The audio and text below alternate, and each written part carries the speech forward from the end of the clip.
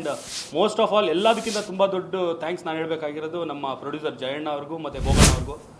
ನಾನು ಕೇಳಿದೊಂದು ಇಲ್ಲ ಅಂತ ಹೇಳೇ ಇಲ್ಲ ಅವರು.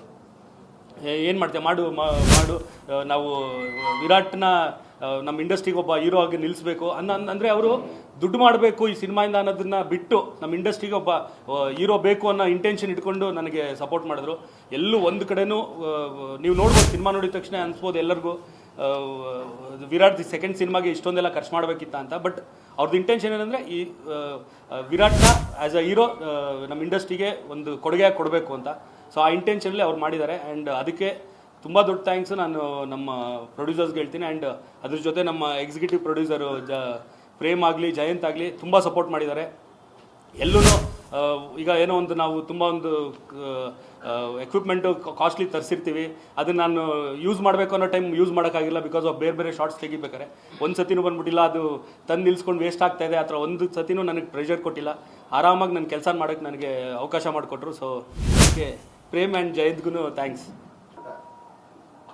ಕತೆ ಜಯಣ್ಣ ಅವ್ರಿಗೆ ನಾನು ರಿಕ್ವೈರ್ಮೆಂಟೇ ಬಂದಿಲ್ಲ. ನಾನು ಆ್ಯಕ್ಚುಲಿ ಅದೇ ಜಯಣ್ಣ ಅವ್ರ ಬ್ಯಾನರ್ಗೆ ಪುನೀತ್ ಸರ್ಗೆ ಮಾಡಬೇಕಾಗಿದ್ದು ಸಿನಿಮಾ ಅನೌನ್ಸ್ ಆಗಿತ್ತಲ್ಲ. ಸೊ ಅದು ಮಾಡೋಕ್ಕಾಗದೇ ಇರೋದ್ರಿಂದ ಪುನೀತ್ ಸರ್ ನಮ್ಮನ್ನ ಆಗಲಿದ್ದರಿಂದ ಆಗಿಲ್ಲ. ಬಟ್ ಆಗ ಜಯಣ್ಣ ಅವ್ರಿಗಿಲ್ಲ, ದಿನಾಕರ್ ನಿನ್ನ ಕೈಲಿ ನಾನು ನನ್ನ ಬ್ಯಾನರ್ಲಿ ಒಂದು ಸಿನಿಮಾ ಮಾಡಲೇಬೇಕು, ನಾನು ಹಿಂಗೊಂದು ರಿಕ್ವೆಸ್ಟ್ ಕೇಳ್ತೀನಿ, ಸೊ ಬೇಜಾರು ಮಾಡ್ಕೊಳ್ದೆ ಮಾಡ್ತೀಯಾ ಅಂತ ಹೇಳಿದ್ರು. ಸೊ ಏನು ಅಂದಾಗ ನಾನು ವಿರಾಟ್ ಡೇಟ್ಸ್ ತೊಗೊಂಡಿದ್ದೀನಿ, ಸೊ ಒಂದು ಮಾಡಿಕೊಡು, ನಾನು ವಿರಾಟ್ದು ಇನ್ನೂ ಒಂದು 5 ಸಿನಿಮಾ ಮಾಡೋಣ ಅಂತ ಅಂದ್ಕೊಂಡಿದ್ದೀನಿ. ಸೊ ಬಿಗಿನಿಂಗ್ ನಿನ್ನಿಂದ ಆಗಲಿ ಸ್ವಲ್ಪ ಕಮರ್ಷಿಯಲ್ ಆಗಿ ಯೋಚನೆ ಮಾಡಿ ಒಬ್ಬ ಕಮರ್ಷಿಯಲ್ ಹೀರೋ ಥರ ಪ್ರೆಸೆಂಟ್ ಮಾಡಿಕೊಡು ನನಗೆ ವಿರಾಟ್ನ ಅಂತ ಕೇಳಿದ್ರು. ಸೊ ನನಗೂ ಖುಷಿ ಆಯಿತು. ಅಂದರೆ ಏನಾಗುತ್ತೆ ಅಂದರೆ ಒಂದಷ್ಟು ಈಗ ಫ್ರೀಡಮ್ ಜಾಸ್ತಿ ಸಿಗುತ್ತೆ ಹೊಸೊಬ್ಬನ ಜೊತೆಲಿ. ಅಂದರೆ ಅವ್ನಿಗೆ ಇಮೇಜ್ ಏನು ಸೃಷ್ಟಿ ಮಾಡ್ಬೇಕು, ನಾವು ಅವ್ನ ಇಮೇಜ್ ಹೆಂಗೆ ಕಾಪಾಡಬೇಕಿಲ್ಲ, ಇಮೇಜೇ ಇರಲ್ವಲ್ಲ. ಸೊ ನಾವೇನು ಕ್ರಿಯೇಟ್ ಮಾಡ್ತೀವಿ, ಏನು ನಾವು ಹೇಳ್ತೀವಿ, ಅದನ್ನ ಈಸಿಯಾಗಿ ಅವ್ರನ್ನ ಹೇಳ್ಬೋದು, ಅವ್ರ ಥ್ರೂ ನಮ್ಮ ಕಥೆನ ಹೇಳ್ಬೋದು ಅಂತ. ಸೊ ವಿರಾಟ್ ಅದೇ ಸೆಕೆಂಡ್ ಸಿನಿಮಾ ಅಷ್ಟೇ, ಬಟ್ ಸಿನಿಮಾ ನೋಡಿದ್ರೆ ಗೊತ್ತಾಗುತ್ತೆ ಒಬ್ಬ ದೊಡ್ಡ ಕಮರ್ಷಿಯಲ್ ಹೀರೋಗೆ ಏನು ಮಾಡಬೇಕು ಅದನ್ನು ಮಾಡಿಬಿಟ್ಟಿದ್ದೀವಿ ಅಂತ. ಸೊ ಅದನ್ನು ಜನ ನೀವು ರೀಚ್ ಮಾಡಿಸಿ ಅವ್ರು ಎಕ್ಸೆಪ್ಟ್ ಮಾಡಿದ್ವಿ ಅಂದರೆ ನಮ್ಮ ಎಫರ್ಟ್ ಸಾರ್ಥಕ ಆಗುತ್ತೆ. ಇಲ್ಲ ಇಲ್ಲ ಇಲ್ಲ, ಅಪ್ಪು ಸರ್ಗೆ ಬರ್ತಿದ್ದು ನನ್ನ ಕತೆ, ನಾನು ಮಾಡಿದ್ದಿದ್ದು ಕತೆ ಅದು. ಇದು ರಘು ನಿಡುವಳ್ಳಿಯವರು ಮಾಡಿದ್ದು ಲೈನ್ ಹಿಡ್ಕೊಂಡು ಕಂಪ್ಲೀಟ್ ನಮ್ಮದು ಟೀಮು ಸ್ಕ್ರೀನ್ ಪ್ಲೇ ಎಲ್ಲ ಮಾಡಿ, ಈವನ್ ವಿರಾಟ್ನೂ ಕೂರಿಸ್ಕೊಂಡಿದ್ವಿ ಸ್ಕ್ರೀನ್ ಪ್ಲೇಗೆ, ನಮ್ಮ ಪ್ರೇಮು ಕೂತಿದ್ರು. ಸೊ ಈಗ ತೆಲುಗು ಫಿಲಮಲ್ಲಿ ಆಗುತ್ತೆ ಅದು, ಒಬ್ಬ ಪ್ರೊಡ್ಯೂಸರು ಸ್ಕ್ರೀನ್ ಪ್ಲೇ ಕೂರೋದು. ಸೊ ನಮಗೆ ಕನ್ನಡದಲ್ಲೂ ನಮಗೆ ಆ ಥರ ಸಿಕ್ತ ಅವಕಾಶ. ಆ್ಯಂಡ್ ಅವ್ರದ್ದುಗಳು ಇನ್ಪುಟ್ಟು ಪ್ರೇಮ್ದಾಗಿರ್ಬೋದು, ಜಯಂತ್ದಾಗಿರ್ಬೋದು. ಜಯಂತ್ ಬಂದು ಬೋಗಣ್ಣ ಅವರ ಮಗ. ಸೊ ಅವ್ರದ್ದೆಲ್ಲ ತುಂಬ ಹೆಲ್ಪ್ ಆಯ್ತು ಇನ್ಪುಟ್. ಆ್ಯಂಡ್ ಇವನ್ ವಿರಾಟ್ದು ತುಂಬ ಹೆಲ್ಪ್ ಆಯ್ತು ನಮಗೆ. ಒಂದೇ ಅಂದರೆ ಪಾಪ ನಾವು ಸಂಜನನ್ನು ಕಾಸ್ಟ್ ಮಾಡಿದ್ದು ಕತೆ ಎಲ್ಲ ರೆಡಿ ಆದಮೇಲೆ, ಅದರಿಂದ ಅವ್ರನ್ನ ಸ್ಕ್ರೀನ್ ಪ್ಲೇ ಕೂರಿಸ್ಕೊಳ್ಳೋಕ್ಕಾಗಿರಲಿಲ್ಲ ಅಷ್ಟೇ.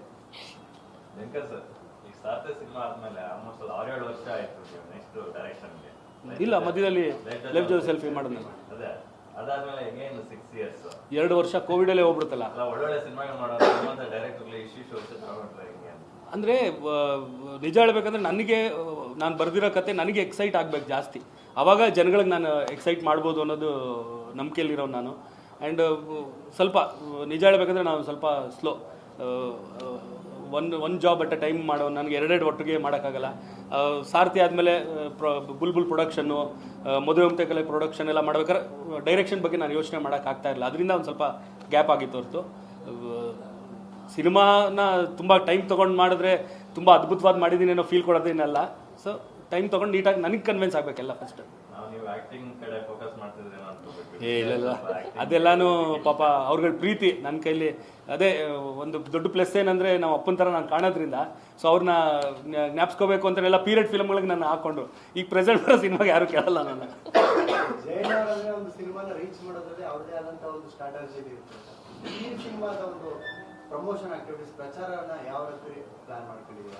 ನಿಜ ಹೇಳ್ಬೇಕಂದ್ರೆ ಪ್ರಚಾರದ ಬಗ್ಗೆ ನಾನು ಜಾಸ್ತಿ ತಲೆ ಕೆಡಿಸ್ಕೊಂಡಿಲ್ಲ. ಯಾಕಂದರೆ one of the best distributor, ಅಂದರೆ ನಂಬರ್ 1 ಡಿಸ್ಟ್ರಿಬ್ಯೂಟರ್ ಕನ್ನಡ ಇಂಡಸ್ಟ್ರಿಗೆ. ಸೊ ಅವ್ರಿಗೆ ಗೊತ್ತು ಜನಗಳಿಗೆ ಹೆಂಗೆ ಈ ಸಿನಿಮಾನ ತಲುಪಿಸ್ಬೇಕು, ಹೆಂಗೆ ಅದನ್ನ ಪುಷ್ ಮಾಡಬೇಕು ಅನ್ನೋದು. ಸೊ ಅದ್ರ ಬಗ್ಗೆ ನಾನು ಜಾಸ್ತಿ, ಈಗ ಬೇರೆ ಪ್ರೊಡ್ಯೂಸರ್ಗೆ ಹೊಸೊಬ್ರು ಯಾರಾದರೆ ಅವ್ರಿಗೆ ಗೊತ್ತಿರಲ್ಲ ಡಿಸ್ಟ್ರಿಬ್ಯೂಷನ್ ಹೆಂಗೆ, ಸಿನಿಮಾನ ಹೆಂಗೆ ರೀಚ್ ಮಾಡಿ, ಅವಾಗ ನಾವು ಸ್ವಲ್ಪ ತಲೆ ಕೆಡಿಸ್ಕೋಬೇಕಾದ್ರೆ. ಇಲ್ಲಿ ನಂದು ಆ ಕೆಲಸ ಸ್ವಲ್ಪ ಕಟ್ ಡೌನ್ ಮಾಡಿ ಟೆಕ್ನಿಕಲಿ ಸಿನಿಮಾನ ನೀಟಾಗಿ ಹೆಂಗೆ ಔಟ್ಪುಟ್ ತರಬೇಕು ಅನ್ನೋದ್ರ ಮೇಲೆ ಜಾಸ್ತಿ ಕಾನ್ಸಂಟ್ರೇಟ್ ಮಾಡಿದೆ. ಸೊ ಈವನ್ ಪ್ರೇಮ್ ಆಗಲಿ ಜಯಂತ್ ಆಗಲಿ ಅವ್ರ ಈಗಿನ ಟ್ರೆಂಡ್ ಮಕ್ಕಳು. ಸೊ ಅವ್ರಿಗೆ ಗೊತ್ತು ಯಾರ ಥ್ರೂ ರೀಚ್ ಮಾಡಿಸ್ಬೇಕು ಅಂತ. ಆ್ಯಂಡ್ ನಮಗೆ ಕಾ ಪಿಕ್ಚರ್ಸ್ ಪ್ರವೀಣ್ ಅವರು ತುಂಬ ಇನ್ಪುಟ್ಸ್ ಕೊಟ್ಟಿದ್ದಾರೆ. ಸೊ ಅವ್ರದ್ದು ಹೆಲ್ಪ್ ತೊಗೊಂಡು ರೀಚ್ ಮಾಡಿಸ್ತಾ ಇದ್ದೀವಿ.